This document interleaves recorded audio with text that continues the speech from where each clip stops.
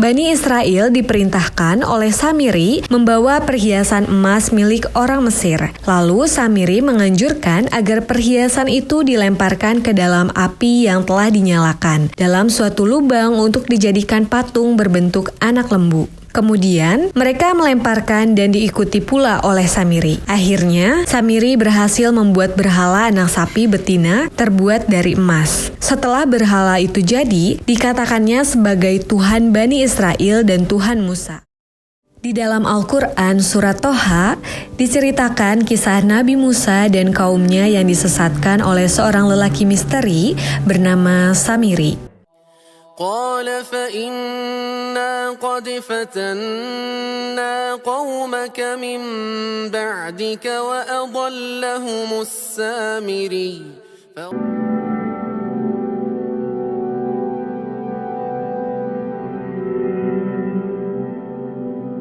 Hal ini terjadi ketika Nabi Musa pergi bermunazat kepada Allah Subhanahu wa Ta'ala di Bukit Sinai.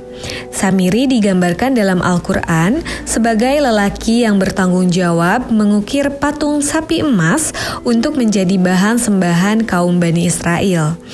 Patung sapi emas betina yang diukir oleh Samiri memiliki kuasa ajaib sehingga mampu mengeluarkan kata-kata dan suara. Kedua, dia memiliki kecerdasan di atas akal jenius rata-rata umat manusia. Jadi sejenius apapun umat manusia yang normal, dia 60 tahun di atasnya. Sehingga penemuan-penemuannya, kecanggihan berpikirnya, kedewasaannya jauh di atas manusia. Rata-rata manusia normal. Akibat tertarik dengan patung tersebut, hampir seluruh kaum Bani Israel lupa terhadap pesan Nabi Musa untuk tetap kekal menyembah Allah Subhanahu wa Ta'ala. Kesesatan kaum Bani Israel bagaimanapun tidak mampu ditangani oleh adik Nabi Musa, yaitu Harun. Diriwayatkan, sebelum Nabi Musa pergi ke Bukit Sinai untuk bermunazat kepada Allah Subhanahu wa Ta'ala, Nabi Harun telah diamanahkan oleh Nabi Musa untuk membimbing kaumnya. Namun, keras batunya kaum yang paling banyak diceritakan dalam Al-Quran ini tidak mampu dinasihati oleh Nabi Harun. Bahkan, Harun alaihi salam diherdik dan dicerca oleh kaumnya sendiri. Begitulah hebatnya tipu daya Samiri yang mampu memorak-porandakan keimanan kaum Bani Israel.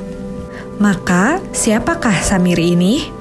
Ayat Al-Quran yang menyatakan Samiri dalam surat Toha digambarkan melalui dialog dengan nada yang cukup keras antara Nabi Musa terhadap lelaki kufur bernama Samiri. Digambarkan bahwa Samiri adalah lelaki yang cukup berani dan pandai berkata-kata, sehingga dialog antara mereka berdua tidak menampakkan kekakuan Samiri. Samiri melontarkan kata-katanya dengan cukup yakin dan obsesi terhadap ilmu sihirnya. Samiri dengan lantang mengatakan, "Aku mengetahui sesuatu yang tidak kalian ketahui." Ibnu Katsir dalam tafsir ulungnya telah memberikan penjelasan bahwa Samiri melihat malaikat Jibril datang dengan kuda tunggangnya Haizum untuk membinasakan Fir'aun, sedangkan kaum Bani Israel tidak melihatnya. Besar kemungkinan ini terjadi semasa Nabi Musa dan Bani Israel melarikan diri secara besar-besaran dari bumi Mesir. Akibat kekalutan tersebut, kaum Bani Israel yang beribu-ribu orang tidak menyadari kehadiran Jibril yang menyerupai manusia.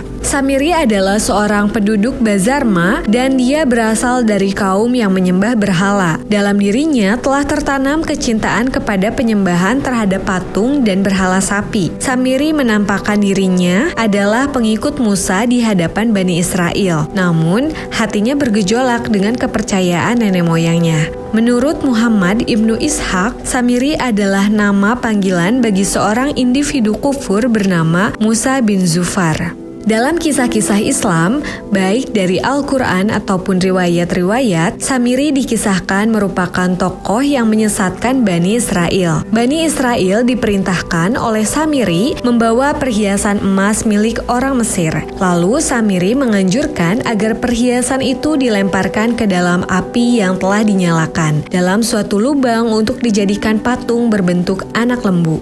Kemudian mereka melemparkan dan diikuti pula oleh Samiri. Akhirnya Samiri berhasil membuat berhala anak sapi betina terbuat dari emas. Setelah berhala itu jadi, dikatakannya sebagai Tuhan Bani Israel dan Tuhan Musa. Kejadian tersebut sewaktu Nabi Musa menerima wahyu Taurat di Bukit Sinai. Samiri meletakkan bekas jejak kuda malaikat Jibril yang memimpin Musa dan Bani Israel melewati Laut Merah, sehingga bisa mengeluarkan suara jika tertiup angin.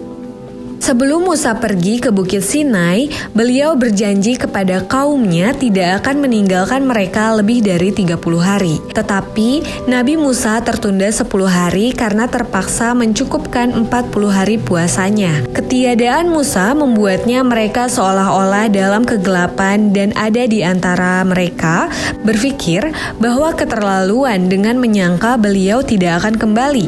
Dalam keadaan tidak menentu itu, seorang ahli sihir dari kalangan mereka bernama Samiri mengambil kesempatan menyebarkan perbuatan syirik. Dia juga mengatakan Musa tersesat dalam mencari Tuhan dan tidak akan kembali. Ketika itu juga Samiri membuat anak sapi dari emas.